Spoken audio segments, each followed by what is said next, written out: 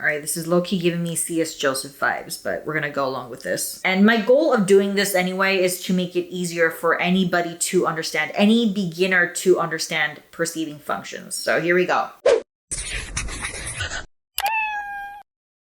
Hey everybody, it's Aimee. Welcome back to my channel. In today's video, we're going to be talking about the perceiving axes. Yes, the perceiving functions. The reason why I'm doing this is because I recently created a little mini 60-second test on TikTok to test which perceiving axis you lie on, whether you are an SE/NI user or whether you are an SI/NE user. And I had a lot of questions about this, so I thought of making a whole video. And if you can figure out which of these perceiving axes you rely on the most, you will be able to eliminate 8 of the 16 types. Make sure you subscribe to my channel, give this video a like, and let's just get started. So just as a quick reminder, everybody, we all have sensing and intuition. We have both of these cognitive functions and they help to balance each other out. And the reason why we need both sensing and intuitive capabilities is because the intuition fills in the spaces of what the sensory cannot perceive. So for example, if a car is about to hit us and using our peripheral vision, we know that a car is about to hit us. And although we don't know every single detail about that car physically, we don't know every single sensory detail,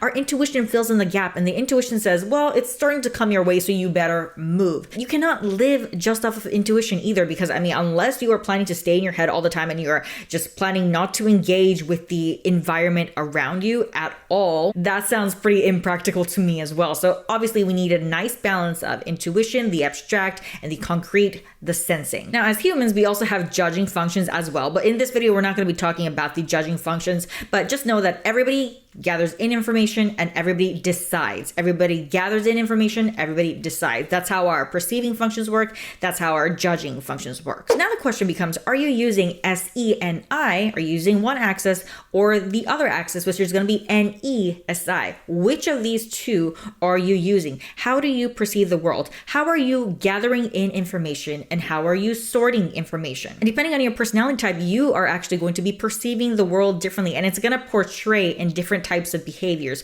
So I really wanted to cover that in depth with you, but in a quick and easy, short way. I don't want you to think about right at this moment about whether you are dominant NI or dominant SE, or whether you are dominant NE, dominant SI just yet, because I promise when you understand how they work, you're gonna realize that it doesn't really matter, and it's going to be a lot easier to understand. So in that TikTok, I showed you guys a painting and I told you guys to list out the things that you thought of in the 10 seconds from looking at that painting. You can't look at that painting any longer than 10 seconds because then the sensing and the intuition kind of blends together and you start to see everything, and that's completely impractical. So what you want to do is look at it for a few seconds and then see what kind of thoughts and visions are popping up in your mind, because that could really greatly tell whether you are an SE/NI user or whether you are an NE/SI user. So I have a separate example here. I'm going to bring this tarot card here. Yes, I purposely picked the devil card because, I mean, this is a very abstract card. The SE/NI user, because they're NI, their abstract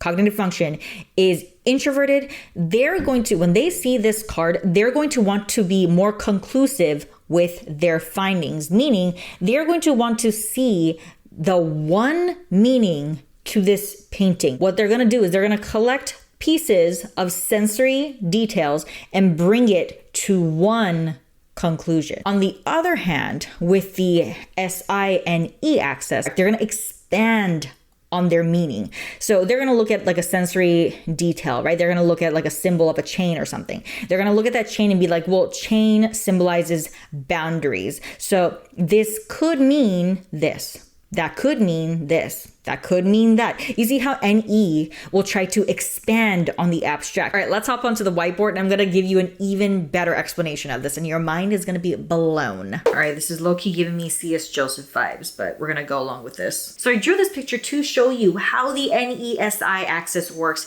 in real time. Okay, so I'm actually going to demonstrate. Here we go. So the NE user, when they look at this picture, regardless of whether you're an NE dominant or an SI dominant, what they're going to try to do is they're going to come up with multiple possibilities of what could be from this one picture. It's very different from SE/NI, who will try to find one conclusion. So what they're going to try to do is they're going to latch on to subjective interpretations of the sensory. I'm going to explain that simpler in a bit. So for example, they're going to say, have you noticed that there are 4 windows here? Well, 4 in some countries signifies death. So although this looks like a happy picture, could it be something kind of gloomy? They are relying to a past established memory or a past established symbolism of something.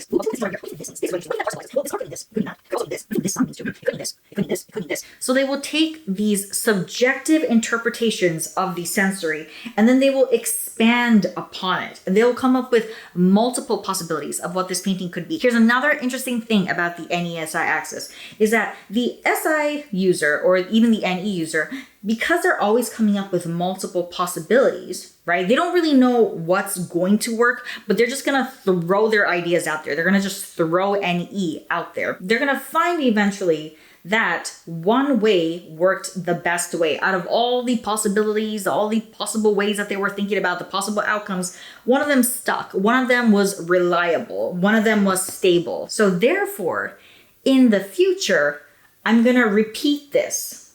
I'm gonna try this way again, because in SI's mind, it worked. In a chaotic world where there's so many open-ended possibilities, SI says, okay, cool, but what works? And let me file that for the future just so I know. And then at that point, SI is gonna realize that one of these any possibilities worked and it's gonna create an SI rule. And then you may see them throughout time shift that SI memory a little bit by playing around with it a little bit more with NE, and it gets stronger and stronger and stronger. And at this point, I know you guys are wondering, okay, so what about the NE dominant person? What if you're NE dominant? Well, the thing with the NE dominant is that you'll see them predominantly be brainstorming a lot more than the actual sorting process. So the NE user is gonna go jump on the next topic and the next idea, the next novel thing, and they're all about chasing these new possibilities. That's why NE users or NE dominant people may be considered innovators, because what they do is they take an SI data point, SI memory, something that worked in the past, and then they're gonna branch off and innovate and imagine even more. They're gonna reinvent into something even greater. And of course, for the SI user, the con may be possibly that they're so focused on maintaining this SI rule, this memory, and they're so focused on preserving it that when somebody jumps in to say, hey, have you ever thought about another possibility? You know, they're gonna be a little bit more defensive about it. Hey, come here a minute. Why are you doing this? You just adding the lettuce to the tomato and cucumber. You're not sauteing the lettuce? Chef, I was in a side pan sauteing the tomatoes and the cucumber, Chef. No, I did it wrong, Chef. Yeah, you're fucking up, you're cutting corners, and you're slipping big time. All right, let's move on to NISE. I attempted to recreate that picture that I drew the previous time. I took a picture of it and everything. Except this time I added on this person right here. This person is the NISE user, and there's gonna be a reason why. To be truthful with you, because I personally rely on this axis myself, I'm gonna have an easier time explaining this. If there's anything I am missing, feel free to leave it down below in the comments if I'm not explaining it as intricately enough. In my opinion, the NISE axis is a little bit more direct. It's a little bit more intense than the previous perceiving axis. And the reason for that is because SE takes everything the way it is. There is no interpretation to SE. The SE, the extroverted sensing, focuses on engaging with this reality the way it is. They're gonna just say sun, person, car, that's your SE data points. They're just taking it for what it is. There is no subjectivity to the sensory. What they're gonna do is they're gonna grab all of these sensory details, this NISE user, they're gonna grab it and come up with one NI insight, meaning the why behind this picture. The reason for that is because they're grabbing these concrete things for what it is, and then they're finding the similarities, the commonalities in the sensory to come up with this one abstract meaning. What this young generation needs to learn is patience. That some things that really, really matter, like love, or job fulfillment, joy, love of life, self-confidence, a skill set, any of these things, all of these things take time.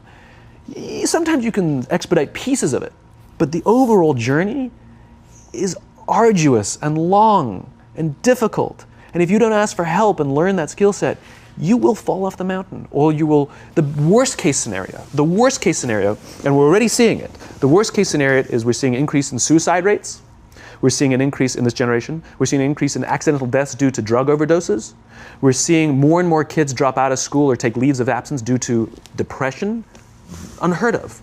These are all, this is really bad. If you're not an NISE user and you're just listening to them, they're gonna sound a little bit loony, because it's like, okay, but how are you so sure? Aren't you worried that there might be alternative possibilities? And NI is like, nope, I know what it is. Here's why I know what it is. And they're gonna give you sensory proof. That's the thing. And that's why it's really hard to question them, because when they're speaking, they will speak to you about real life happenings, real life events, things that are in the sensory. They will tell you, well, if you can look at the picture dummy, there is a person, a sun, and the car. Now make no mistake, the NESI user is just as hard to argue with as well, by the way, because they have SI proof that it has worked throughout history. And it's really hard to argue with somebody when they're presenting to you things that have happened in the past that has clearly worked throughout time. Either way, neither perceiving axis is better than the other. And then the NISE axis, you'll notice, is that the more sensory details you give them, the more concrete sensory things you give them, they're gonna just bring it down into NI anyway.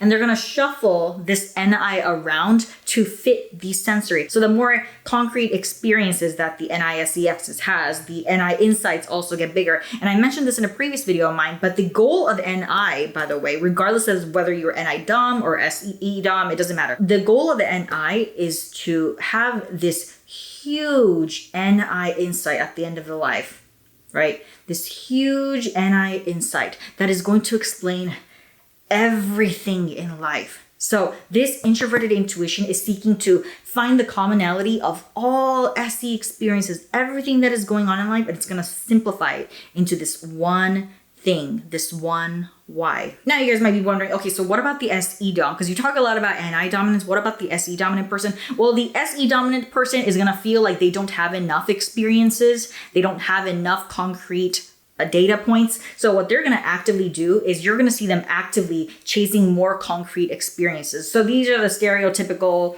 you know, thrill-seeking, roller coaster loving, traveling people. And the reason for that is because they have this paranoia that they don't have enough experiences to whittle down into NI. So they're gonna keep chasing all these experiences. You don't want to do product lines. Is that something that you've strategically stayed away from? Because you rather create content?